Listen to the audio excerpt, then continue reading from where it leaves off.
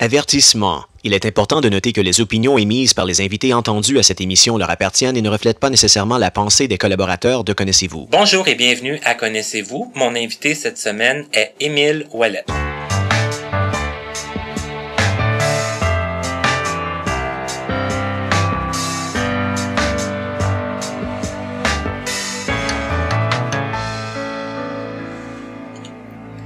Ça me fait plaisir de vous revenir encore une fois avec une nouvelle émission de Connaissez-vous. Mon invité, comme je vous l'ai nommé en introduction, est Émile Ouellet, un monsieur qui, malgré ce qu'il m'a dit, qui avait pas rien à dire, je suis sûr que c'est tout le contraire, qu'il y a un paquet de choses à vous raconter. Tout d'abord, je le salue. Bonjour Émile. Salut Martin. Ça va bien? Oui. Oui. Comme je le disais, souvent j'aime ça, moi, commencer de toute façon avec le début de la vie de la personne. Et toi, je pense que tu es né quand même assez loin, si on peut dire. Ah, je dirais que c'est dans le millénaire passé. Je voulais plus dire en termes de distance de Longueuil ou de Montréal. Je suis né en Gaspésie, un petit village qui s'appelle Mont-Saint-Pierre, qui est à peu près à mi-chemin entre Matane et Gaspé, sur la côte nord de la Gaspésie, pour ceux qui connaissent ce beau coin du Québec. Oui, qui ont une bonne idée de la géographie du Québec. Qui on peut dire, c'est la porte du Québec. Moi, je suis plutôt plus à dire que si le Québec existe, parce que la Gaspésie est née. Parce que Jacques Cartier a atterri à Gaspé. Oui, il faut pas l'oublier. Ça fait un petit lot. Fait que ça, moi, je suis né en 1957. Bon, c'est que là, en plus, tu nous dévoiles... Alors, c'est pas de gêne pour mon âge. Je suis, comme on pourrait dire, d'un âge certain. Mais c'est ça, je suis né en 1957, au printemps. Puis... Donc le 60, là, il est atteint. Il est tapé, là. Il est tapé. Ouais, on vise d'autres choses, mais on n'est pas pressé de les atteindre. Mais le temps passe vite. Ah, ça passe très vite. Des fois, je me dis, me semble que ça fait pas si longtemps que ça que j'avais 30 ans, 40 ans ou 20 ans, là. Mais on le voit passer à coups de dizaines. Oui, les années, je sais pas si ça va tout le temps aller de plus en plus vite, mais il me semble que les années déboulent, là, comparativement, me semble, quand on était jeune, me semble que ça prenait du temps de se rendre à la prochaine fête de Noël. Ou aux prochaines vacances d'été. Aux prochaines vacances d'été. Me semble qu'il était tout le temps long, surtout quand t'es pensionnaire, là, sont loin les vacances d'été. C'est ça. Parlant de pensionnat, toi, Émile, premièrement, est-ce que tu es né avec un problème de vision? Non, moi, je suis né, je voyais comme il faut. Parfaitement? Ouais, parfaitement, okay. Oui. Puis, j'ai perdu la vue à l'âge de 3 ans suite à un hématome cérébral. Si on peut dire une tumeur au cerveau qui a endommagé mon nerf optique. Et si on se rapporte dans les années 60, la technologie n'était pas ce qu'elle est aujourd'hui, côté médical pour ça. Je pense que ce serait aujourd'hui un incident comme celle-là, il y aurait peut-être un résidu visuel plus important que qu'est-ce que j'ai là. Parce que là, mon résidu visuel, dans le fond, il est à peu près juste une perception lumineuse. C'est quand même pas négligeable, mais c'est ça. Et est-ce que ça a toujours été ça? Oui. Toujours été ça. Depuis, c'est ça, j'ai perdu la vue à l'âge de 3 ans. Puis, me rappelle pas trop de cette époque-là. C'est ça, on n'a pas de souvenir. Non, moi pas vraiment. Il y en a qui en ont, mais moi j'en ai pas. Mon souvenir le plus ancien, c'est mon entrée à Nazareth. Et on avait comme souper du ballonné avec des patates pilées. C'est quand même idiot de se rappeler ça, mais c'est ça. Ça a été quelque chose qui a marqué... Ah, faut croire. Ça doit être pour ça que j'aime le ballonné. OK, parce que ça a au moins l'avantage que t'aimes encore ça. Ouais. Mais disons que c'est quand même idiot de se rappeler une affaire aussi simpliste, là, mais c'était ça. Mais ça veut dire que tu te souviens pas vraiment du fait où quand tu t'es aperçu que t'avais pas la vue. Ah non, moi ce que je me souviens, c'est avant 6 ans, c'est le blackout total, puis tout ce qu'on m'a raconté par rapport à ça, je dois les croire sur parole, parce que moi je me souviens de rien là. Ça a l'air que j'aimais beaucoup me promener en auto, ça a l'air à l'âge de 2-3 ans là. OK. Ah oui, ça a l'air que c'était pour moi c'était la fête de sortir, aller faire un tour d'auto. Disons que, semble-t-il, j'étais un petit peu malcommode, mais ça, c'est... En auto ou en général? En général, semble-t-il. Ça a changé, remarque, je suis pas mal plus calme maintenant. Mais bon, là, tu te souviens de ton arrivée à... c'est quoi, c'était Nazareth dans ce temps-là? Nazareth, parce qu'à l'époque, pour faire, je présume qu'il y en a plein qui ont dû te raconter ça, mais à l'époque, c'est les filles et les gars, c'était jumelés ensemble jusqu'en 4e année, pour certains jusqu'en 5e année, à Nazareth. Et après ça, quand tu atteignais la 5e année, généralement, comme on devenait un petit peu plus peut-être aguissable ou peu importe, ils nous envoyaient à l'Institut Loubraille, qui était une école qui était spécialisée aussi, mais seulement pour les garçons, de la 4e année jusqu'à aujourd'hui qu'on appelle le secondaire 4, là, qui était la 11e année de l'époque. Parce que c'est ça, il n'y avait pas de secondaire 5, là. Non. Le secondaire 5 est apparu pas mal vers la fin, comme moi quand j'ai quitté Louis Braille en 1975. D'ailleurs, qu'on était, nous, la dernière cuvée de l'Institut Louis Braille, notre classe. Oui, parce qu'après, il y a eu c'est devenu Nazareth et Louis Braille. Le jumelage. La fusion des deux écoles. À ce moment-là, le secondaire 5 existait, mais pas chez nous. OK. Les personnes handicapées l'ont vu, et quand ils étaient rendus en secondaire 4 ou 11e année, ben, pour aller faire la 12e, ils devaient aller dans le milieu régulier. Je pense que l'année d'après que je sois parti, ou 2 ans après, Nazareth et Louis Braille a donné, je pense, le secondaire 5. Mais je suis pas certain. OK, mais toi, tu l'as pas vu. Moi, j'ai pas connu ça. Moi, je suis parti avant la fusion, vraiment avant la fusion. OK, c'est ça. Moi, j'ai pas connu la fusion de Nazareth et Louis Braille, là. OK. Ben, je veux dire, pas au moment qu'elle s'est faite, là. OK. Mais je sais que elle s'est faite en 1er juillet 1975. C'est pour ça que je dis que notre cuvée, nous, de cette année-là, on était la dernière cuvée de... C'est ça, c'est l'année d'après, là, ouais. que tout s'est enclenché. Que c'est devenu mixte, là. OK. Et toi, bon, forcément, tu es né en Gaspésie, donc il a fallu que tu quittes ta famille. Oui. Moi, j'ai quitté ma famille. Je veux dire, j'avais pas le choix à cette époque-là. D'ailleurs, je sais pas comment les contacts se sont faits, mais j'ai abouti à Nazareth. Et à Nazareth, je rentrais en septembre, mais je retournais chez nous seulement en juin. Parce qu'à l'époque, la Gaspésie puis Montréal, c'est 500, on va dire, c'est 600 km, 800 km, si on parle en termes de kilomètres. OK, mais Montréal. Là... Fait que là, je veux dire, moi, je passais mon année complète à Nazareth, sauf pour les vacances j'allais chez une de mes tantes à Laval. Dans ce temps-là, ça s'appelait Auteuil. D'ailleurs, j'aimais moins ça parce que j'étais quasiment plus chez nous à l'école que chez ma tante, mettons, là. Mais ce qui est amusant avec l'émission, je dis pas que c'était amusant ce qui arrivait, mais il y a des liens qui se font entre les invités parce que il y a des invités qui me disaient moi j'allais dans ma famille 2-3 fois par année, d'autres qui y allaient pas, même pas à Noël, mais là toi tu es de ceux-là, là. Ah, moi je suis de ceux que je veux dire, moi je rentrais en septembre mais j'allais en juin et pas les premières années.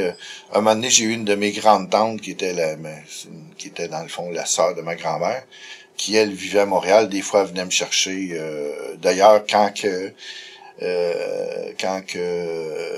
c'est Robert Kennedy était décédé, qui était assassiné, j'étais dans sa petite chambre. Elle avait chez ma tante, on avait écouté le défilé, tout ça, là. Fait que c'est ça, j'avais à l'occasion, je pouvais sortir chez soit un de mes tantes ou cousins qui venaient me chercher ou qui venaient faire un tour, mais il n'y en était pas question que mon père vienne. C'était trop loin, mon père avait pas de voiture, puis nous n'étions pas une famille fortunée, fait que je dis, c'est une des choses que j'ai entre parenthèses déploré, mais je comprenais, mais j'aurais donc aimé, comme à chaque année, on avait des activités où qui faisait une démonstration de tout ce qu'on pouvait faire, puis tout ça, puis les parents étaient invités, ça se faisait au mois de mai, ça, surtout à Louis Braille, là. Et tu dis une démonstration, c'était pour montrer comment vous comment vous Ouais, comment qu'on cours? fonctionnait. Il y avait des activités. Cette journée-là, tout ce qui était fait en artisanat ou en atelier, c'était démontré. Le monde pouvait venir voir ça. Il pouvait même en acheter. Il y avait des activités sportives quand on jouait au hockey salon ou des affaires de même, pour montrer aux parents comment que, qu'est-ce qu'on faisait. Puis, ça, j'ai toujours un petit peu déploré ça, que mon père puisse jamais venir. Une déception de... C'est une déception de jeunes, d'ados, tu sais. Des fois, c'est le fun de se sentir, mais je savais que ça partait pas de mauvaises intentions. Mais, c'est ça. Et là, bon, tu parlais un peu est-ce que tu faisais ça, du sport? Est-ce que tu faisais... Oui, moi, j'étais très sportif quand j'étais jeune. À Nazareth, moins. C'est sûr qu'on faisait du vélo, des affaires de même, on avait des tricycles et tout ça, là. Puis à Nazareth, c'était une communauté de partage. Moi, je me rappelle, une de mes tantes m'avait donné un tricycle, elle me l'avait donné à moi, c'était à moi, mais il fallait que je le partage, mon tricycle. Okay. C'était pas grave si quelqu'un d'autre le prenait, fallait pas que je fasse de crise, parce que ça appartenait à tout le monde, même si c'était à moi, tu sais. Okay. Mais ça, c'est des frustrations de jeunes. On avait des activités comme ça, mais les activités plus sportives, on a eu ça plus à Louis-Braille quand je suis après ma 4e année, c'était en 67 ou 68, en tout cas, je me suis retrouvé à Louis-Braille. C'est là que j'ai découvert le sport, le hockey, le patinage, la course à pied, tous ces genres d'activités-là, la trampoline, c'était beaucoup plus sportif là-bas. Là. Parce que là, on s'entend aussi que, bon, comme vous y alliez pas beaucoup dans vos familles, il fallait vous occuper, c'est ça. Moi, comme la fin de semaine, on avait une patinoire, puis moi, le samedi matin, je mettais mes patins, je les enlevais juste pour dîner, puis je les remettais, puis on patinait toute la journée, l'hiver. C'était pour nous occuper, puis en même temps, moi, j'étais pas malheureux dans ça, tu sais, je veux dire, c'est sûr que je trouvais ça difficile de rentrer en septembre, de ressortir en juin. Par contre, rendu au secondaire, ça a commencé à changer. Je sais pas de comment ça venait, mais pour ceux qui restaient loin, à Noël, ils nous envoyaient dans nos familles. OK. Puis on avait, au lieu d'avoir le congé d'une semaine comme tout le monde, nous autres, on avait 2 semaines. Vu que c'était plus loin. Ouais, c'est ça. Tu sais, il y en avait qui allaient aux îles de Madeleine là-dedans, là, c'était en avion. Fait que je sais pas qui payait pour ça, mais je sais que c'était pas mon père. Puis il nous envoyait, moi j'ai passé mon premier Noël chez nous à l'âge de 13 ans, je pense, 13 ou 14 ans. Je m'étais tellement fait des idées de Noël, d'entendre les autres, que quand je suis arrivé chez nous, ce Noël-là, j'ai trouvé tellement plate. Oh non! Ouais, je veux dire, moi, je suis dans ma famille. Moi, mon père, ma mère est morte, elle était jeune, j'avais 2 ans. Fait que je vivais avec mon grand-père, ma grand-mère, un oncle, puis mon père, puis mon frère que je connaissais pas. Ah, c'est ça, parce que t'as un frère? Ouais, j'ai un frère, mais que t'as pas vu, tu l'as pas fréquenté. Je veux dire que quand tu passes juste 2 mois par été, les liens fraternels ont pas le temps ben de se développer. Fait que j'avais trouvé ça un petit peu plate, là. Mais c'était le fun de sortir puis de partir, là, mais puis le Pâques aussi, ça a été la même affaire. Moi, ça a été juste comme à l'âge de 13, 14 ans que j'ai pu faire un Pâques chez nous. Puis ce premier Pâques-là, je me rappelle, j'ai eu une grippe carabinée, parti de Montréal. À Montréal, on était sur l'asphalte, il faisait chaud pis tout ça. Moi, j'étais descendu en running pis tout, mais là-bas, il y avait 3 pieds de neige, là, encore. Oui. C'était encore l'hiver, là-bas, là. Fait que j'ai appris ces genres de réalités-là. Mais tu sais, ça a permis bien quand même, ces voyages-là que j'ai fait, tu sais, à un moment donné, tu y prenais un certain goût, pis en même temps, ça me faisait vivre des expériences. C'est ça, parce que c'est pas tout le monde non plus qui... Bon. Comme descendre en Gaspésie en plein hiver, à cette époque-là, c'était pas drôle. Puis je me rappelle que l'autobus, moi, il était venu étant tard, puis quand il est arrivé à Mont-Saint-Pierre, il était trop tard, l'hôtel était fermé ou qu'on doit débarquer, puis l'autobus a même été obligé de m'amener chez nous dans le rang, parce qu'il pouvait pas me laisser sur le bord de la roue de la grande route, là. Fait que c'est comme des aventures. Oh, c'est des aventures, puis ce fois-là, je me rappelle que c'est ça. En plus, mes bagages ils avaient été perdus dans le transfert. Ah, non. Ah oui, monsieur. ça fait partie des plaisirs des voyages, mais tu sais, c'est sûr que si j'aurais été, probablement que comme j'étais un enfant, il aurait peut-être fait la même affaire pour un autre enfant, là, mais tu sais, quand tu penses que l'autobus est venu dans les rangs pour aller me porter à la maison, je suis pas sûr qu'il ferait ça aujourd'hui parce que c'est tellement coupé les services que je sais pas qu'est-ce qu'il ferait. Tandis que là, ça fait comme une histoire un peu je dis que hors du commun. il y en a qui... Il y avait des seineux dans les châssis quand on a vu l'autobus passer. C'était un événement. Ah, c'était un événement. Le voyageur qui s'en vient dans un petit rang, là. Hey! Mais bon, ensuite de ça, qu'est-ce qui s'est passé pour toi? Est-ce que quand on arrive comme à la fin des études adaptées, j'imagine que vers quoi il nous dirige, vers quoi? Nous autres, dans le temps, en tout cas, c'était de la manière que ça fonctionnait quand tu arrivais à secondaire 4, à un moment donné, il fallait si tu poursuivais tes études, il fallait que tu ailles dans le milieu régulier. Fait que moi, j'ai fait ça dans ma région. Je suis revenu dans ma région. OK, retour en Gaspésie. Ouais, okay. Fait qu'en 75, quand je suis arrivé à j'ai connu la polyvalente. J'ai été quelqu'un qui a ouvert les portes. Je sais pas si je les ai refermées, mais j'ai ouvert les portes parce que j'étais le premier handicapé de la vue qui s'en allait d'une polyvalente comme ça en région. Dans mon coin, en tout cas. Mm-hmm. Comparativement à des expériences de d'autres, moi, ça s'est très bien déroulé. J'ai eu un appui et une aide. Une belle ouverture, là, dans le fond. Autant de la direction que des profs. Okay. On arrivait quand même avec bagage parce que l'Oubraille nous préparait beaucoup. Mais là-bas, quand je suis arrivé à Polyvalente pour aller m'inscrire, le directeur, je me souviens, il m'avait demandé, il dit penses-tu de réussir? Ben oui. Puis en tout cas, tu sais, j'ai pas eu de bâton dans les roues de dire comment tu vas faire ici, on n'a pas de service, j'ai senti vraiment un accueil de partout, même des profs, même des élèves. Je te dirais même que je me suis pas fait écœurer. Non. Non, c'est dans le sens, là, on entend des fois aujourd'hui les jeunes qui sont, on peut dire, en situation, mettons, pas de faiblesse, là, mais de choses précaires ou qui se font prendre en grippe. Mais non, moi, ça a été les jeunes, tout le monde voulait m'aider, tout le monde m'aidait à m'amener à mes cours, on m'amenait au gymnase, on voulait qu'on joue, puis on adaptait les jeux. C'était vraiment, là, j'ai vraiment pas eu... mes profs... Maintenant, je me rappelle un prof de géographie, maintenant on a eu à étudier l'Europe, puis elle m'est arrivée au cours avec une carte en relief de l'Europe qu'elle avait faite elle-même. C'était pas parfait, mais c'était une carte faite sur 8,5 par 11, maintenant. Elle m'avait fait les contours des pays avec quelque chose, là. C'est ça, mais qu'elle avait pris. Mais tu sais, elle avait pris cette initiative-là, même sans y en parler, là, j'avais trouvé ça pas mal bon. Qu'est-ce qui me restait à faire, c'était me mettre juste des codes dessus pour être capable de savoir que ce petit coin-là, c'est la France, puis l'autre, c'est, je sais pas moi. C'est ça, mais t'avais l'idée déjà en partant c'est ça.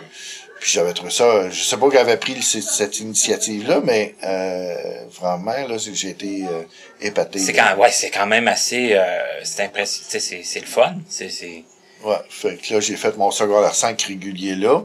Pour moi, ça a été pas une année perdue, mais ça a été une année intéressante pour le social et tout ça, de vivre une intégration comme ça.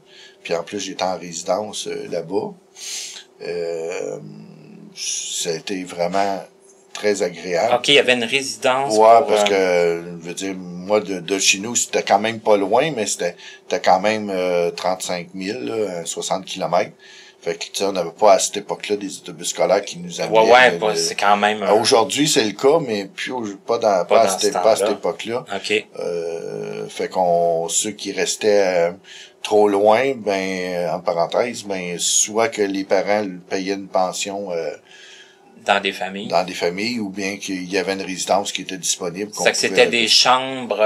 c'était des chambrettes, là, comme on avait chacun notre chambre.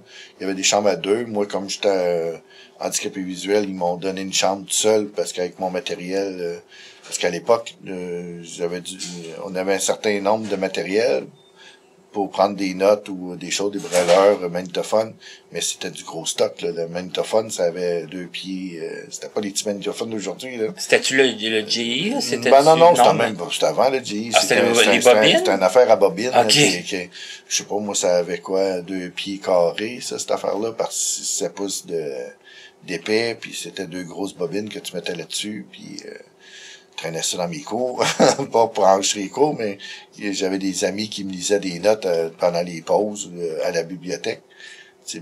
Parce qu'évidemment, j'avais rien en braille, moi, là-bas, là. Non. Fait que, puis j'ai eu la collaboration de plein de monde. Même, il y a des gens qui me lisaient des documents par téléphone. Je m'étais acheté une suce, oui, pour enregistrer la je monopolisais la cabine, le téléphone de la résidence pour enregistrer mes cours, pour enregistrer mes notes. Tes notes. En tout cas, c'était... Mais c'était tous des gens qui t'aidaient comme de façon spontanée. J'ai eu beaucoup d'aide, là. J'ai vraiment, je veux dire, moi, je revivrais cette époque-là sans problème. Puis en plus, tu avais quand même l'habitude de la résidence. C'est ça, moi, le pensionnat. Même là, je trouvais que ça, on était habitué dans bien plus calme que ça. Tu sais, à Loubraille, quand on était dans les chambres, là, il fallait que ce soit tranquille. Il y avait une discipline. Ah oui, là, il n'y en avait pas de discipline. Ben, il y en avait, mais c'était pas... c'est pas là, ouais. Mais le plus gros choc, c'était à la résidence du cégep, là, où que là, c'était le free for all, là, mais... Tu te dis, comment qu'on fait pour étudier là-dedans? Toujours en région, là, toujours. Moi, j'ai fait après ça. Ben, après mon secondaire 5, j'ai fait ça en général. Puis après ça, j'ai voulu faire une orientation vers la radio. Moi, c'est la radio qui m'intéressait. Ça, c'est intéressant. Fait que, là, j'ai voulu, pour l'instant, à ce moment-là, ben, j'ai pris le cours à Québec qui était, moi, je voulais venir travailler opérateur de radio dans les stations marines et des choses comme ça. OK. Ça m'intéressait beaucoup. Fait que j'ai été suivre mon cours à Québec d'1 an, comme ça. Là-dedans, on apprenait tous les rudiments de la communication radio, le morse, plein de choses comme ça. Puis en plus, la météorologie aussi, parce que ceux qui travaillaient dans les stations comme ça, ben, ils devaient faire aussi la météo. En tout cas. Fait que moi, j'ai tout appris ces choses-là, mais sauf c'était des théories. Moi, je pouvais pas vraiment garder qu'est-ce que ça avait de l'air puis tout ça, là, mais interpréter certaines choses, on avait appris ça. Mais moi, c'était pas vraiment cette branche-là. Moi, je voulais m'en aller plus faire de la comme opérateur radio, la mise en onde, tout ça. Ben, pas vraiment de la mise en onde, c'est d'être dans une station marine, puis c'est toi qui communique avec les bateaux, leur donner des renseignements, où sont les choses, prendre des messages d'urgence, acheminer. Moi, ça m'intéressait, ça. OK. Parce que j'ai toujours été attiré, moi, par les communications. Ça m'a amené à d'autres choses, là, mais avant ça, c'est parce que moi, j'ai découvert, on a eu l'ère des CB. Pas la radio amateur, mais les CB ou les radios du général de tout le monde qui avait ça, qui se parlait, puis dans les autos, tout ça, là. Ça, j'aimais ça. C'était une de mes passions, en parenthèse. Mais comment ça a commencé, ça? Comment que t'as découvert ça? Le CB? Ouais. Ben, c'est que, moi, la radio m'a toujours passionné. OK. Que je sois du plus petit, que je me rappelle, la radio, de découvrir des stations de radio, d'écouter des stations lointaines, ça a toujours été un phénomène pour moi que c'était dur à comprendre, puis en même temps, ça m'attirait. Même, je te dirais même que j'ai été attiré par la radioastrologie. Oui. Oui, j'ai lu de la documentation là-dessus. J'aurais aimé ça pouvoir écouter des sons qui viennent de l'au-delà. Là, oui. Puis je veux dire, on entend parler encore des choses comme ça, des gros radiotélescopes qui sont montés tout ça, là, mais là je me disais je pourrais jamais avoir quelque chose de genre là, mais c'était quelque chose qui me fascinait parce que de penser que t'entends un son qui vient qui viennent de 5 pieds de toi ou qui viennent de l'autre bout du pays ou même de l'univers, c'est quand même curieux, tu sais, de comprendre comment que ces choses-là. Puis évidemment, ben dans ces années-là, mettons 74, 75, il y a eu comme une 75, 76 dans ce coin-là, là, il y a eu comme une vague, là, maintenant les radios les gens avaient des walkie-talkies, puis où tu avais des stations fixes aussi. Puis là, bon, on se parlait d'un peu partout, puis encore là, ben il y avait toutes sortes de phénomènes d'ondes, tu sais. Avec ça, tu t'avais quoi? Tu pouvais communiquer avec les gens d'à peu près 20, 30 000 de toi, 10 000 ou peu importe. Mais des fois, dans les ondes radio, de la façon que la propagation se fait, c'est impressionnant parce que tu peux capter des stations du monde qui venaient des États américains de l'Ouest ou de l'Ouest du pays, qui t'entend aussi clair que s'il serait dans ta cour. C'est ça, il y avait une bonne portée de... Ouais, ben c'est parce qu'il y avait des phénomènes, ça c'est des phénomènes de propagation, ça arrive à l'occasion. Fait que j'ai toujours été attiré par ces affaires-là. Fait que moi, un moment donné, j'avais rencontré quelqu'un qui travaillait dans une station marine. Parce que là, il y a le côté marin, là, ouais. oui. À Rivière-au-Nord, qui communiquait avec les bateaux, tant les bateaux de pêche que les bateaux commerciaux et tout ça, là. Lui, c'était comme un relais pour aviser je sais pas, différents problèmes. Puis j'avais passé une journée avec lui, puis ça m'avait vraiment impressionné de voir les téléscripteurs qui fonctionnaient, que les messages rentraient. Lui, il devait prendre des notes, acheminer ça, enfin, peu importe. Moi, c'était ce genre d'affaires-là que j'aurais aimé faire. Puis évidemment, dans mes vacances, comme je passais souvent mes vacances tout seul, un de mes jeux, c'était de jouer à la radio. J'avais mon pick-up, là, comme on entend de l'époque, là, puis on mettait des disques là-dessus, je faisais jouer des tunes, puis j'annonçais les tunes qui venaient, puis je faisais ça pour moi, il y a personne qui m'écoutait, mais c'était mon bag. Mm-hmm. Fait que là, j'avais cette possibilité-là d'aller suivre ce cours-là à Québec. J'ai été le suivre pour réaliser dans l'année que vraiment, j'aurais pas grand chance de travailler là-dedans. Ça serait trop difficile parce que là, l'avènement de l'informatique, l'avènement des choses sur écran, semble de plus en plus. Fait que on n'était pas vraiment outillé pour ça. C'était pas accessible. C'était pas... Fait que là, j'avais pas renoncé à mon affaire. Fait que j'ai voulu m'inscrire au cégep de Jonquière pour travailler en communication, mais à la radio, vraiment la radio. La radio commerciale. La vraie radio, là. Mm-hmm. Et j'avais fait ma demande, mais ça, c'était des choses contingentées. Puis à un moment donné, j'avais pas de nouvelles. Fait que j'ai trouvé de me revirer de bord pour faire une autre inscription dans un autre cégep. Puis je me suis inscrit à Matane, qu'eux autres m'ont accepté tout de suite. Ça, Matane, c'est dans ma région natale. Fait que là, j'allais à Matane, aller jusqu'à à peu près à mi-août. Et là, à la mi-août, à peu près, le cégep de Jonquière m'a contacté pour me dire qu'il m'acceptait. Mais là, j'ai dit, ouais, m'en aller à Jonquière dans 10 jours. Rien de préparé. Là, je dis, puis là, Matane, comme irréaliste. Là, je dis, fait que j'ai abandonné ça, puis j'ai été à Matane en sciences humaines. J'ai fait mon cégep là-bas. Ça a été 2 belles années de ma vie encore. Encore là, j'étais le premier. J'avais vraiment une bonne aide tant du corps professoral que des autres élèves. Que des élèves, Mm-hmm. puis, professoral ou employés, peu importe. Là. Puis j'ai été très actif au cégep de Matane. D'ailleurs, j'ai réalisé un de mes rêves un petit peu. J'ai travaillé à la radio étudiante. Là. Oui, parce que là, je me disais, il y a peut-être la radio étudiante. Bien sûr, j'étais à la radio étudiante, puis j'ai aimé cette chose-là. Même, on projetait de faire un projet de partir d'une radio communautaire, parce que dans ce temps-là, il y avait des possibilités, là, d'ouvrir des stations, sauf que, évidemment, ça a été pas réalisable, là, parce que, à cause de toutes les exigences que ça demandait, mais on avait travaillé quand même sur un projet pour faire de la radio étudiante, qu'elle soit sous les ondes et non dans les haut-parleurs de l'école, du cégep, là. C'est ça, mais des projets au moins qui qui motivent un peu, qui... Puis au cégep, j'étais quand même impliqué beaucoup. J'ai même parti à un club d'échecs. Oui, parce que les échecs... Les échecs, ça a toujours été un de mes jeux que je préférais beaucoup. On joue beaucoup de ça à Louis Braille. Et c'est encore le cas aujourd'hui. Oui, mais j'ai eu une période de repos pendant un certain temps. Ah, OK. Là. Je disais à la blague, parce qu'on voulait toujours me ramener à jouer aux échecs, puis je leur disais qu'il était pas de taille.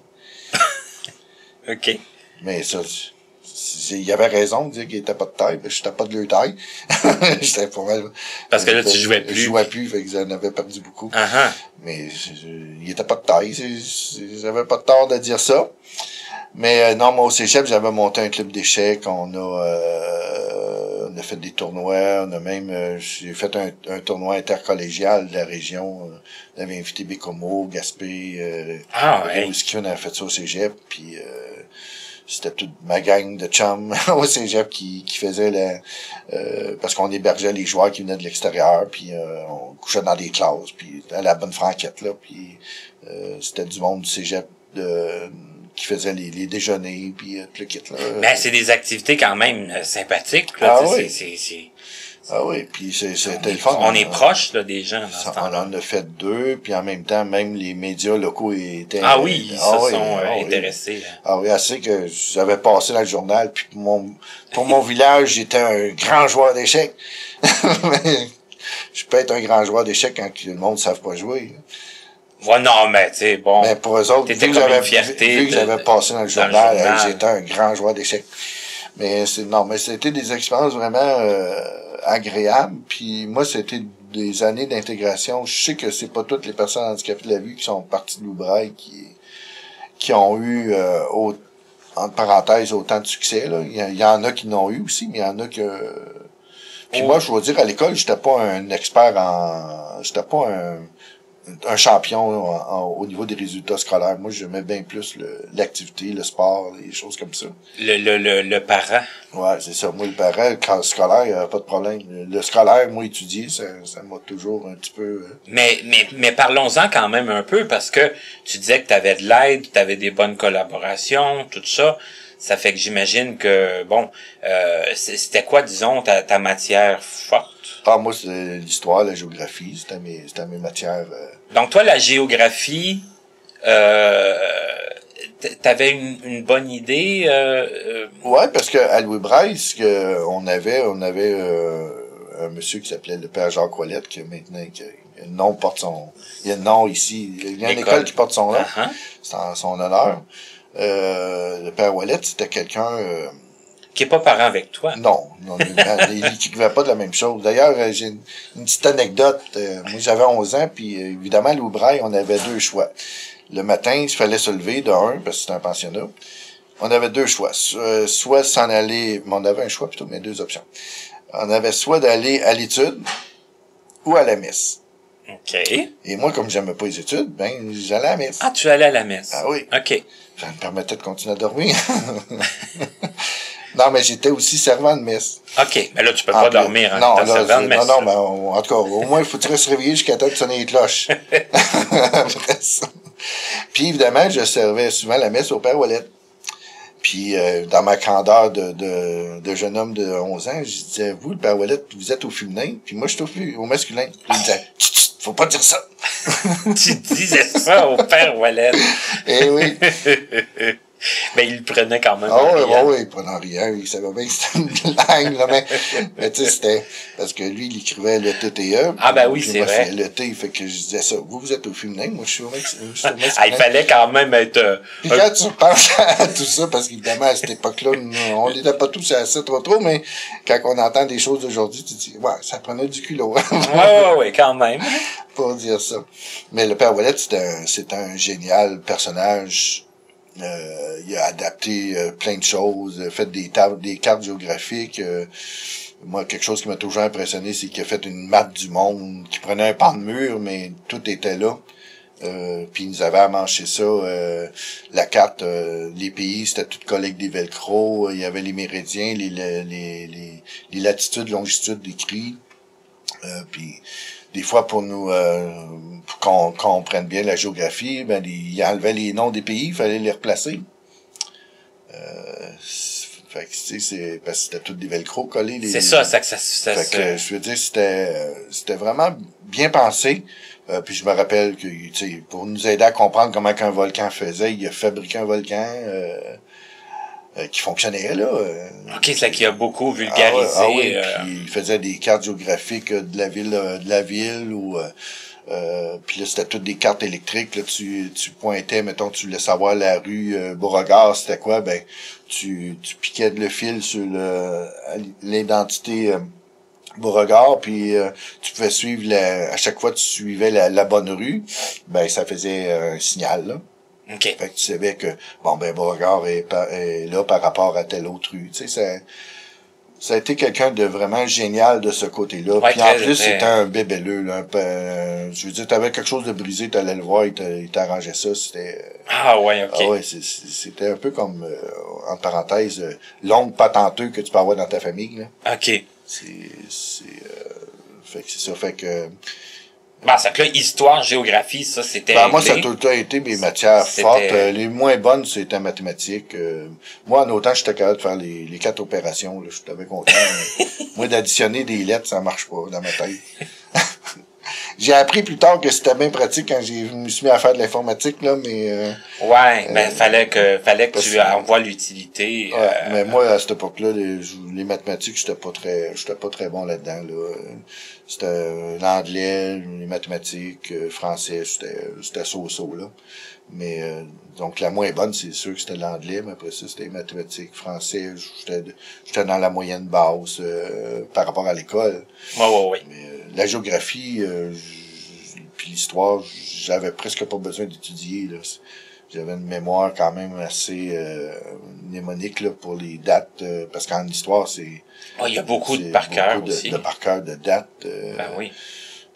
C'est sûr que j'en ai perdu un peu depuis, mais tu sais, ça a toujours été quelque chose qui m'a intéressé, ça, l'histoire. Mais d'ailleurs, un moment donné, j'avais le goût de m'en aller comme prof d'histoire, là, mais ça a changé au fil des temps. Mais quand t'as fini les études, puis là, ben, je veux juste dire que rendu à Loubrel, comme dans secondaire 5, quand j'ai dit c'était presque une année perdue dans le sens de pédagogie, moi, j'ai rien appris en secondaire 5.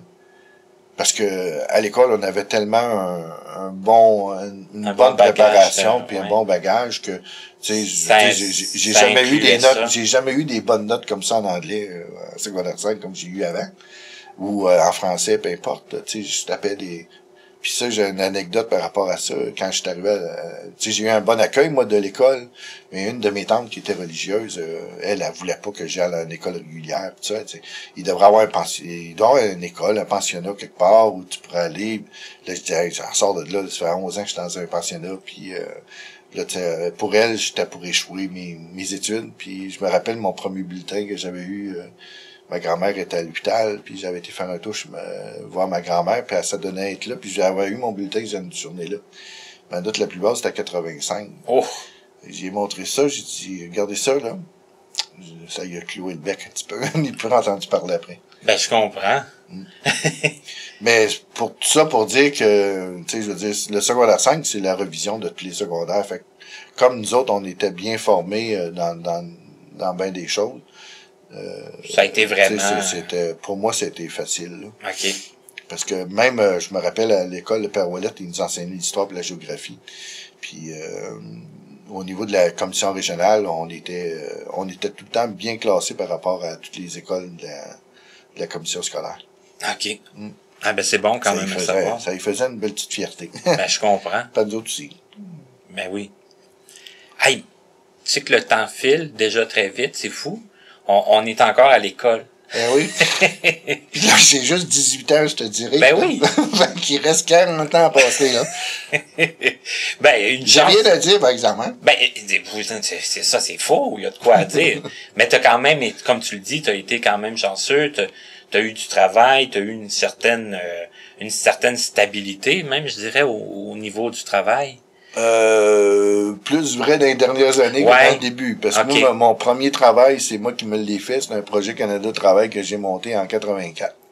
Mais est-ce que tu as eu beaucoup de temps tranquille dans ta vie? J'allais dire mort, là, mais je pense pas que toi, tu aies vécu de temps mort. Ben, je te dirais que oui. Après mon expérience, disons, au cégep, après ça, j'ai fait une tentative à l'université que j'ai tiré pas trop, mais j'ai trouvé de quitter à cause de burn-out.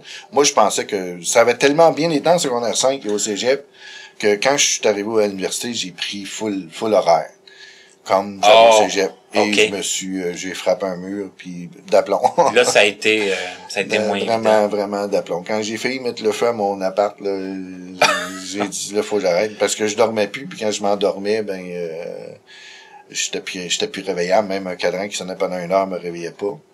Puis un moment donné, je me suis endormi, puis la bouilloire était sur le poêle, puis la bouilloire a brûlé. Fait que je me suis réveillé, mettons, in extremis, mais j'avais plus de bouilloire. Puis là, le jour même, j'ai été à la direction, puis j'ai dit non, je quitte. Là. Pour ma santé. Ah ouais, ça a été mon premier coup dur, ça. OK. Ça m'a pris un certain temps à m'en remettre, mais après ça, je me suis mis à faire du bénévolat. Puis semble-t-il que j'étais juste bon pour faire du bénévolat. Donner un travail, c'était pas assez bon. Ou j'avais trop de compétences. Je me suis fait dire ça. Ouais, ce qui est des fois une excuse un peu. Je me suis fait dire ça, on te donnera pas cette job-là parce que t'as trop de compétences pour ça. Faut croire que je n'avais pas assez pour rester chez nous, là. Et là, bon. Fait que là, mettons, on va dire de 79, là, quand j'ai lâché là, c'est l'université, aller à 84, ça a été assez tranquille, à part que des activités bénévoles, dont entre autres au regroupement des aveugles du Québec, le RAC, parce qu'à l'époque c'était juste le RAC. Et le RAM est apparu un petit peu après ça, je veux dire à la fin, avant que je m'en aille en Gaspésie. Puis j'ai retourné en Gaspésie en 84. Puis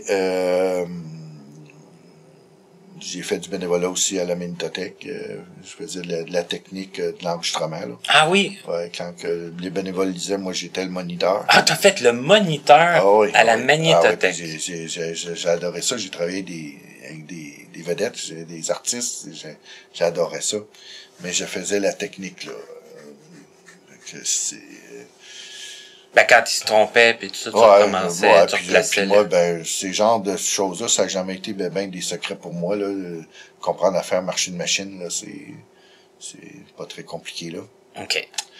Fait qu'il y a eu ça, puis après ça, à un moment donné, vu que je trouvais pas d'emploi en ville, puis tout ça, fait que j'ai fait un retour aux sources en Gaspésie. Fait que de 84 à 87, je suis retourné en Gaspésie. Là-dessus, j'ai parti une association de personnes handicapées de la vue. J'ai monté des projets. J'ai travaillé sur un projet de transport adapté, à créer un transport adapté dans la région. Plein d'affaires. Puis à un moment donné, il est arrivé des choses qui ont fait que j'ai trouvé de quitter la région parce que le projet de transport adapté, entre autres, avait vraiment floppé. Puis ça m'avait vraiment découragé. Okay. Je suis retourné à Montréal, puis j'avais connu quelqu'un, fait que c'est ce qui m'a ramené à Montréal.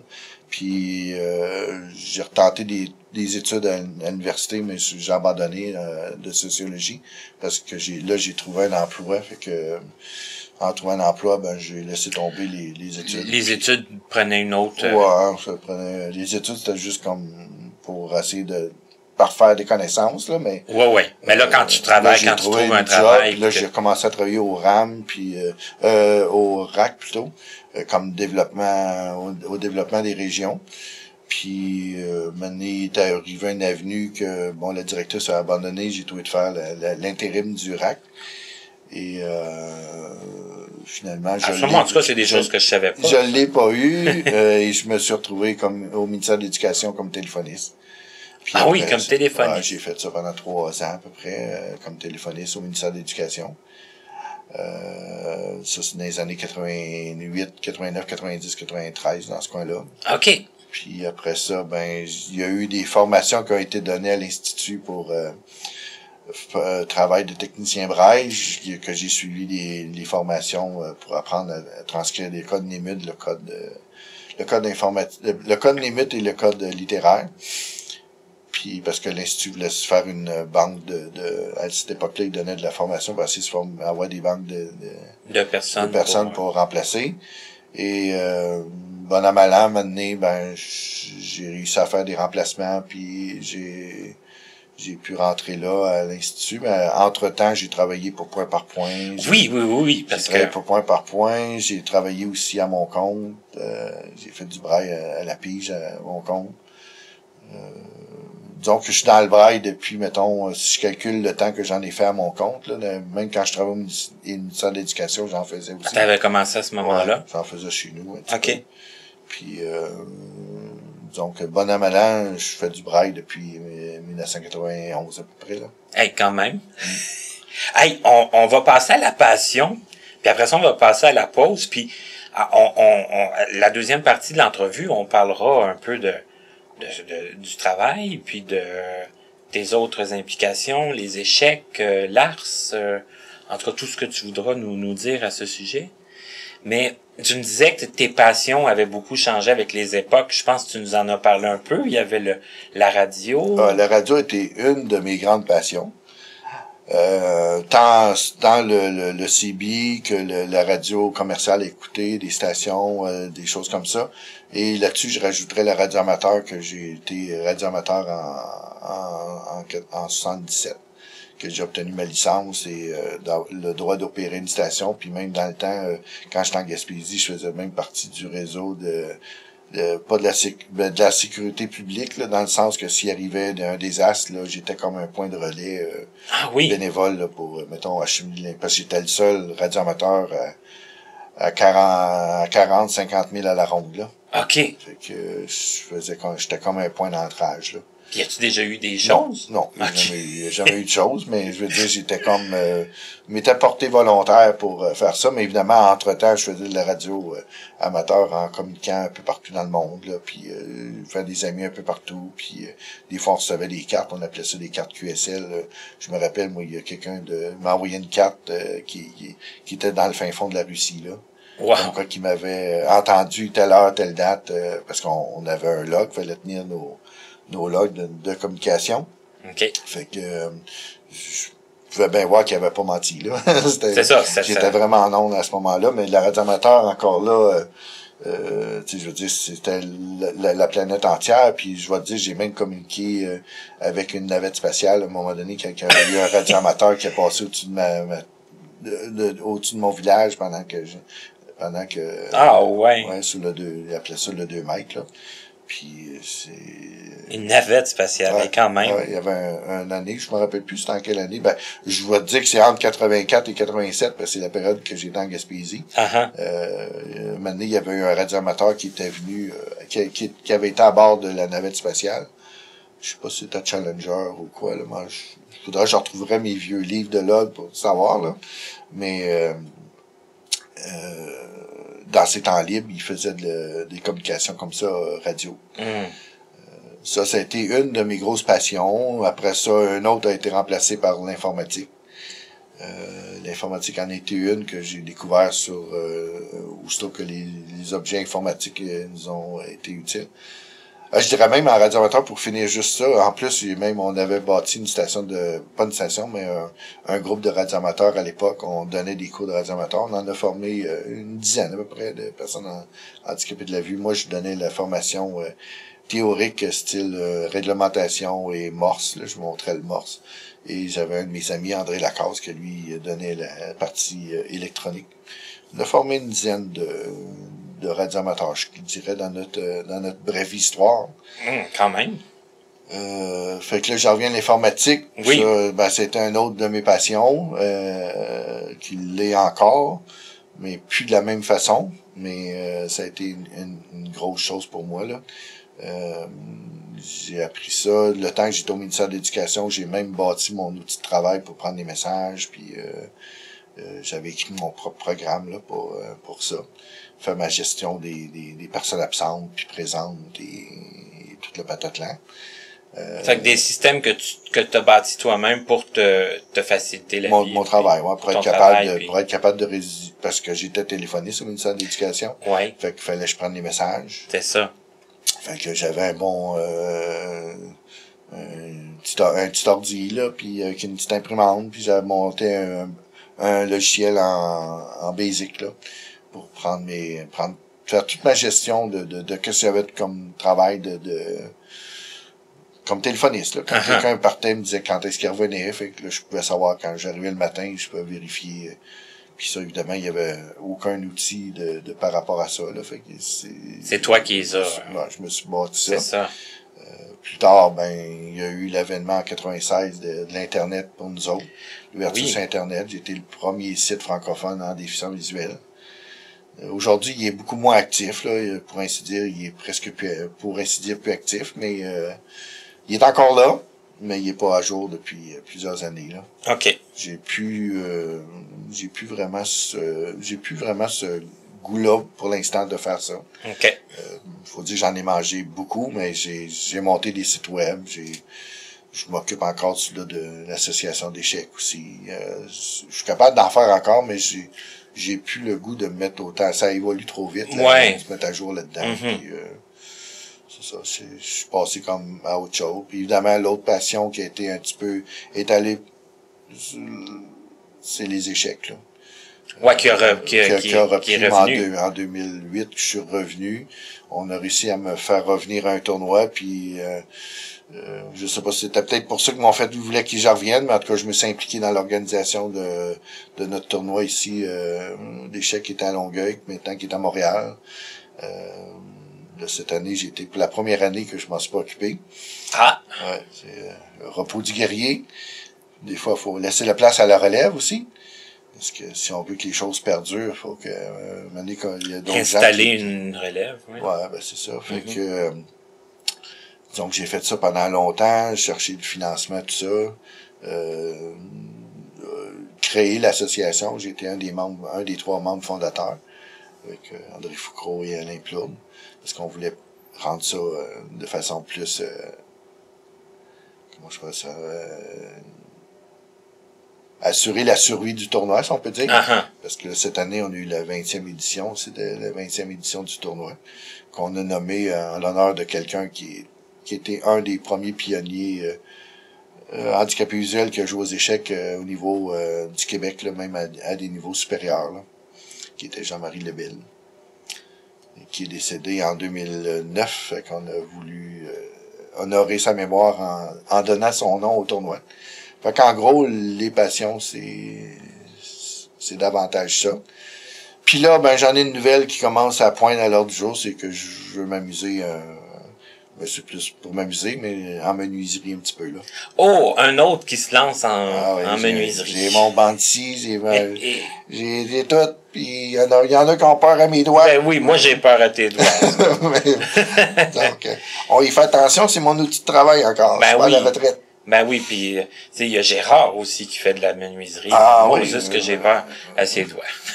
Parce que moi, quand j'ai été engagé chez Point par Point, tu sais, on a le couteau pour couper les étiquettes. Moi, j'ai dit à Gérard, moi, je ne touche pas à ce couteau-là. Ah non, moi, ça me fait pas peur, ces choses-là. On prend des précautions quand même. Là. Ouais, non, ben non, c'est pas, clair. Là. Mais c'est comme, moi, je vais juste te conter une anecdote. À un moment donné, quand on a eu notre premier barbecue, et c'est moi qui faisais le barbecue, j'avais peur de ça. Je prenais 56 000 précautions. À cette heure, je tourne quasiment mes steaks à main, tu sais. Mais je reste prudent quand même. C'est ça, mais t'as apprivoisé quand même. C'est ça, j'ai apprivoisé la babaille. Là, c'est sûr, quand je pars mon banc-ci, je t'avouerai que ça me fait des frissons un petit peu, mais je m'organise pour pas me tenir loin de qu'est-ce qui peut faire mal. De ce qui est dangereux, là. Ouais, c'est ça. OK. Hey, c'est fou, hein, mais ça fait déjà presque 1 heure qu'on parle. On va faire la pause, Émile, puis on va conclure ça avec un paquet de petits sujets, j'ai l'impression. Pas de problème. Mais j'avais rien à dire. Non, rien du tout, hein. On en a la preuve. On fait la pause, puis on revient tout de suite avec notre invité qui est Émile Ouellette. Vous pouvez communiquer avec nous pour nous faire part de vos commentaires, questions et suggestions en passant par notre site Internet à l'adresse www.martinchouinard.com ou à l'adresse courriel connaissez-vous2017@gmail.com sans tiret. Nous désirons remercier l'Association des aveugles de la Rive-Sud ainsi que la compagnie Point par Point Inc. de nous prêter gracieusement leurs locaux pour l'enregistrement de certaines de nos entrevues. Bonjour et bienvenue à la pause de l'entrevue. Cette semaine, je vous fais la lecture d'un communiqué qui s'intitule « Un nouveau site d'inscription à la liste de demandeurs pour les logements adaptés de la Fondation des aveugles du Québec ».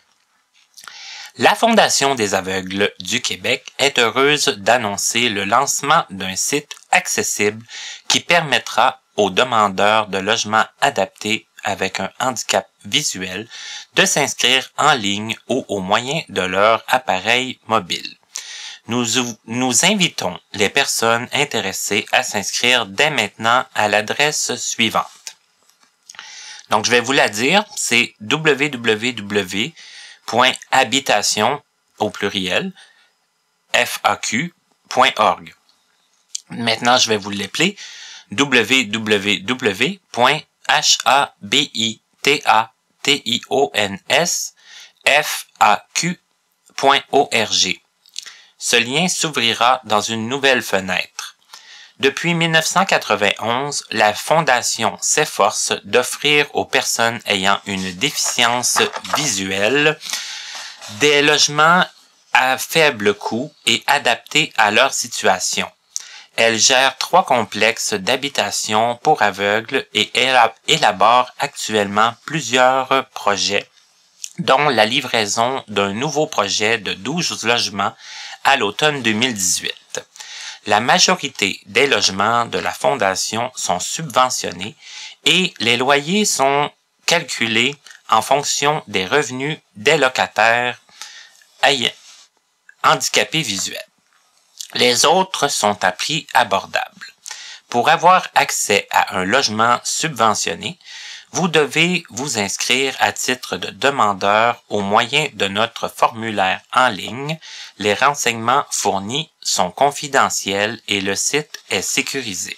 En plus de faciliter la gestion du processus d'inscription, les demandeurs de logements adaptés pourront en tout temps modifier les informations soumises grâce à leur compte utilisateur.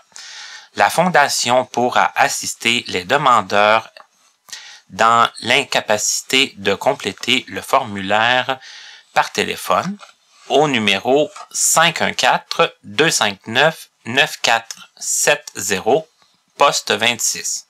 Je répète, 514-259-9470, poste 26. Une fois de plus, la Fondation innove en proposant un moyen novateur aux demandeurs handicapés visuels qui désirent obtenir un logement adapté subventionné.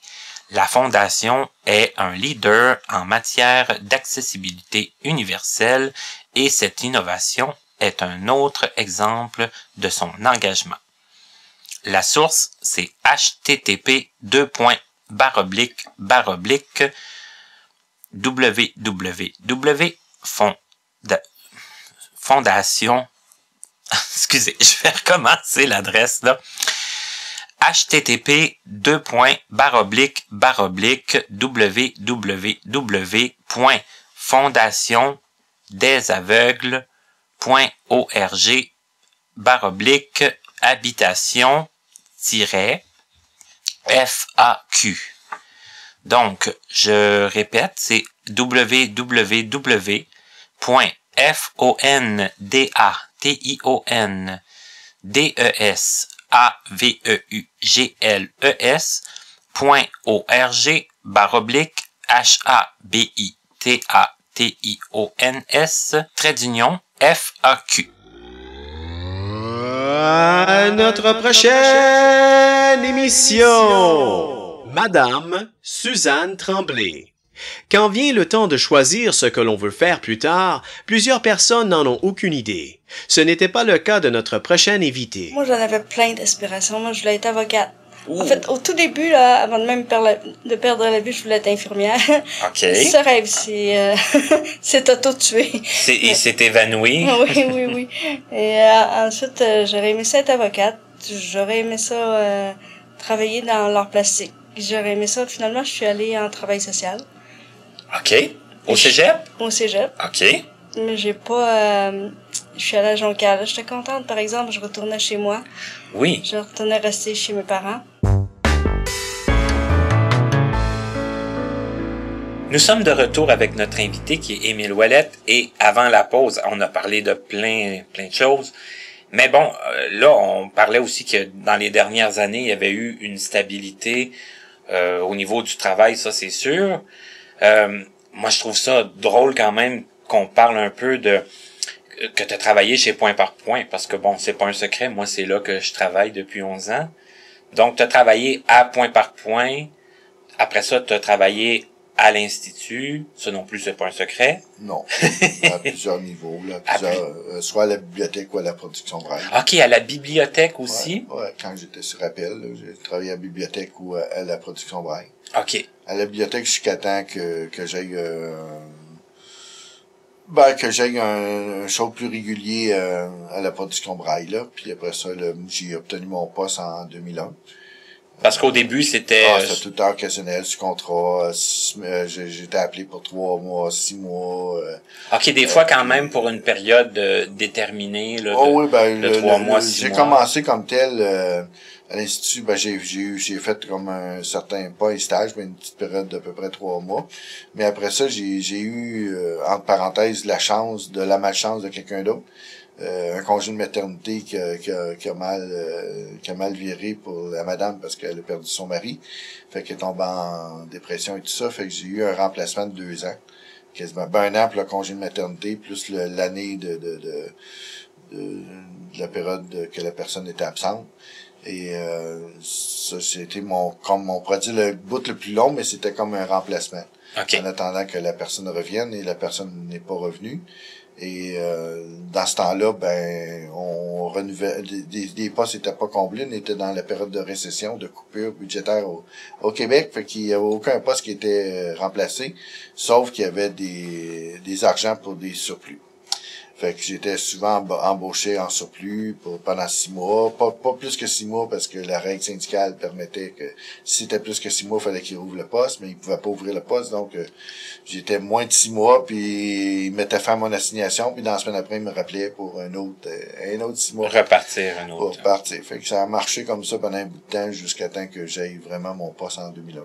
OK. C'est que là, depuis ce temps-là, c'est le poste. Ouais, là, j'ai le poste. Puis là, toi, tu fais, de la transcription. Tu disais tantôt, est-ce que tu en fais encore du NIMET ou non? Non. Maintenant, tu fais du littéraire? Je fais principalement du littéraire. C'est principalement ça maintenant, parce que aussi les codes ont changé et tout ça. Pour le NIMET, il est plus... c'est plus le... C'est plus ça, c'est le UEB. Ouais, puis moi, je le connais pas. Puis de toute façon, il y a quelqu'un qui a cette formation-là pour le faire. Puis, comme on dirait, je suis plus à la fin de ma carrière dans ce domaine-là, fait que... Préparation là, je suis plus dans mon moule de préparation à ma retraite. OK. Donc, moins d'apprendre des nouveaux codes. J'ai plus vraiment le goût de ça nécessairement, là. OK. Est-ce que tu fais encore des tâches? Je sais qu'à un moment donné, tu t'occupais du... Ah, mais là, il y en a plus de Carrefour, de toute façon, je crois. Non, la revue n'existe plus. C'est ça, c'est qu'il n'y a plus... Non, je fais... disons qu'il fut un temps que je faisais du livre numérique adapté. Là, OK. Pour l'instant, on touche plus bien à ça, fait que j'en fais plus. C'est juste dommage, parce que c'est des projets c'est des projets où on pourrait dire ça des qualifications qu'on perd, parce qu'évidemment, ça évolue, puis on ne sait plus, quand on n'en fait plus, on vient un petit peu retardé, c'est un peu plate pour ça. OK. Mais disons que aussi de la manière que ça roule, donc en tout cas, je m'allongerai pas. Non, mais toi, ça te permet quand même de continuer à faire des livres. Ouais, c'est ça. Pour l'instant, je fais des livres pour la BNQ. La BNQ. Puis, des choses selon qu'est-ce qu'on soit comme commande à réaliser. Puis je veux dire, ça occupe les journées, puis sont bien remplies, puis quand la fin de semaine arrive, on est bien content.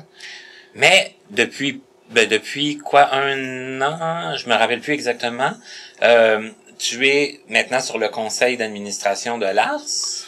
Ah oui, ça c'est ma, comment je vais dire ça, moi j'ai toujours été intéressé, toujours fait du bénévolat dans ma vie, c'est une bonne partie de ma vie, c'est ça.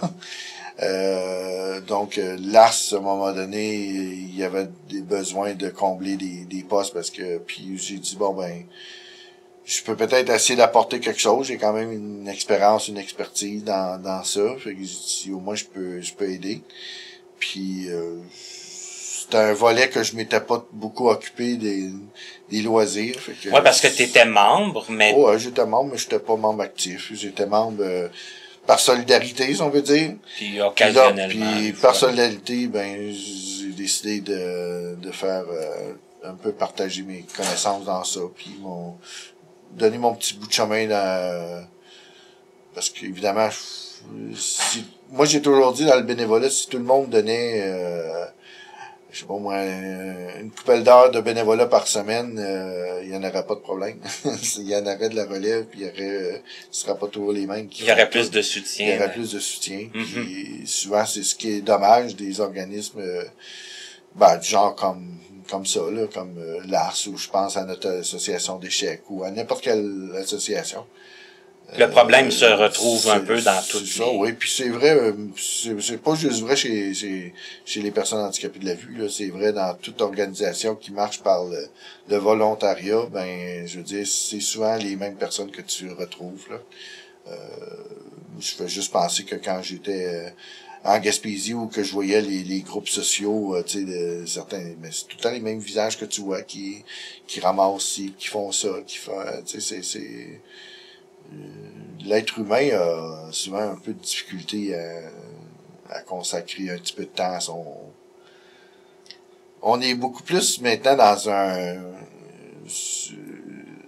un pour moi, puis si... Soi-même, là. C'est ça, c'est pour soi-même, puis si ça aide à quelqu'un d'autre, tant mieux, mais d'abord, c'est moi, puis... moi, je suis plus de l'ère de l'époque des années 70 où tout le monde devait un petit peu contribuer, puis l'entraide, à l'entraide, puis soutenir quelqu'un d'autre, puis un jour je te soutiens, puis qu'un jour ce sera toi qui vas me soutenir. Je pense que c'est comme ça qu'une société peut. Mais maintenant, on est beaucoup campé sur notre camp à soi. C'est malheureux un peu. Mais toi, tu as quand même décidé de t'impliquer pour essayer de... justement Ben moi je voulais que l'art survive, continue, puis continue à rendre des services, puis à faire des choses comme puis moi je crois à ce que ça puisse continuer. Puis j'essaye de faire en sorte que ça continue. Et là bon, il y a eu je peux le dire parce que j'ai quitté, j'ai été un bout de temps, j'ai quitté depuis et t'es arrivé comme je quittais. Oui. Prends-les pas personnels. Mais non, mais toi non plus. Mais ça va bien quand même, vous avez réussi à... Ouais, mais je pense qu'on garde les choses à flot. Ça va quand même, je veux dire, nos activités, il y en a qui marchent mieux que d'autres, puis on essaie d'en implanter des nouvelles, puis on va voir qu'est-ce que ça va donner. Tu sais, à un moment donné, il faut avoir des idées, puis on essaie de maintenir ça, mais évidemment, il y a tellement d'autres choses en même temps qu'à un moment donné, c'est difficile de tout concilier. C'est ça, puis je veux dire, c'est normal. Quand tu organises quelque chose, ben il y a tout le temps. Si on attend qu'il y a rien, il se passera rien non plus. Tu sais, à un moment donné, c'est le fun de mettre une activité sur pied, mais faut que, je veux dire, à un moment donné, faut ta place quelque part, sinon t'en feras jamais là. C'est ça, exactement. Puis, moi, je pars un peu du principe, ben on ira avec ceux qui sont là. Tu sais, c'est ceux qui sont pas là, c'est pas parce qu'ils veulent rien savoir, mais que ceux ça ils ont autre chose aussi. Ça, c'est comme les rencontres de famille. Si t'attends que tout le monde soit disponible pour faire ton souper de famille, tu l'auras peut-être pas là, parce qu'à cette heure, il y a tellement de choses que. Et c'est ça, tout le monde est tellement pris partout. Oh, que... oui, on n'a plus le temps, on court tout le temps. Fait qu'à un moment donné, il faut savoir quand s'arrêter, puis dire ben on ira avec qu'est-ce qui est là. Mais là, j'ai le goût de parler, j'ai le goût de finir, dans le fond, l'émission sur peut-être un scoop. En tout cas, je vais essayer. Un scoop? Je vais essayer d'en avoir un. Quel genre de scoop que tu veux savoir? On va essayer. Écoute-moi bien. Ceux qui étaient à la dernière assemblée de l'ARS, il y a eu comme une petite il y a eu 2 candidats pour le poste de président. il y a eu Antoinette qui est encore présidente, et il y a eu Émile aussi qui a accepté d'être mise en candidature. Eh oui. Et j'ai été battu Et par une femme. il a été battu par une femme qui était en place et qui a accepté de prendre une autre année de présidence. Mais est-ce que on peut penser qu'un jour Émile sera président? Je peux pas m'aventurer encore dans ce chose-là. Je sais bien que t'aimerais peut-être entendre un mot, mais je sais pas. Si j'entends pas un non, c'est déjà ça de prix. Disons que je sais pas. Pour l'instant, c'est encore loin, l'Assemblée. Mais pas tant. Non, pas tant, mais... On est déjà en 2018. C'est ça, mais c'est pas rien. On laisse les portes ouvertes? On laisse les portes ouvertes. Disons ça comme ça. Ben, c'est déjà beaucoup, moi, à mes oreilles. Et, à mes oreilles, tu as dit beaucoup de choses aussi aujourd'hui, Émile. Beaucoup de choses intéressantes. Je pense que je suis pas le seul à en avoir beaucoup appris sur toi. C'est sûr que beaucoup de gens te connaissent dans le milieu. Mais, est-ce qu'on se connaît toujours à ce point-là? Pas toujours. Pas toujours. Je te dirais même que des fois, on se connaît même pas soi-même. On se découvre, parce que, on va dire, avec j'ai certaines choses que j'ai eues dans ma vie, j'ai appris à me connaître. Et on se connaît soi-même toute notre vie. Oui. En tout cas, on apprend à se connaître soi-même, je dirais, toute notre vie. Oui. Parce qu'on c'est un travail. Apprend encore des choses. C'est un travail qu'il faut pas lâcher, parce que si tu lâches ça, ben, je pense que ça devient plate, là. Tout à fait. Eh ben, sur ces mots positifs, on va terminer. Je te remercie énormément d'avoir accepté de te prêter au jeu de mon entrevue. Et puis, les gens à la maison, je vous invite à continuer de nous écrire, de nous faire part de vos suggestions, de vos commentaires. Je vous invite aussi, si vous avez le goût de jouer aux échecs, si vous avez le goût de venir à l'Ars, soutenir. Les portes sont ouvertes. C'est ça, les portes sont ouvertes aussi. En hiver, on les referme un peu parce qu'il fait froid, là, mais... Mais on se réchauffe. On se réchauffe à l'intérieur. Alors, merci beaucoup, Émile, encore une fois. Merci, ça m'a fait plaisir. Merci aux gens à la maison. Si j'ai pu aider certaines personnes à cheminer, tant mieux. À cheminer, inspirer. Toutes les raisons sont bonnes de trouver une raison de venir parler à mon micro puis d'écouter les émissions par la suite.